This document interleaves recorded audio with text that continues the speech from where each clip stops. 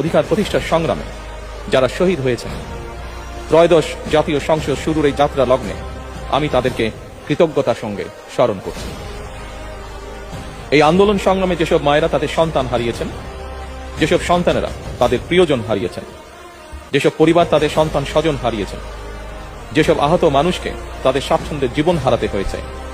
যেসব মানুষগুলো নির্যাতন, নিপীড়ন, রাজনৈতিক হয়রানি কিংবা মিথ্যে মামলা শিকার হয়ে সর্বস্ব হারিয়েছেন, আমি তাদের সকলের অবদানকেও কৃতজ্ঞতার সঙ্গে স্মরণ করছি।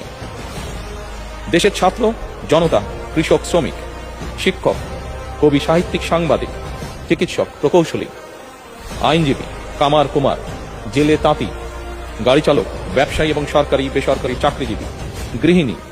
সারা দেশে গণতান্ত্রিক রাজনৈতিক দলের নেতা কর্মী, সমর্থক তথা সর্বস্তরের সকল শ্রেণী পেশার মানুষ যাদেরকে গুম, খুন, হত্যা,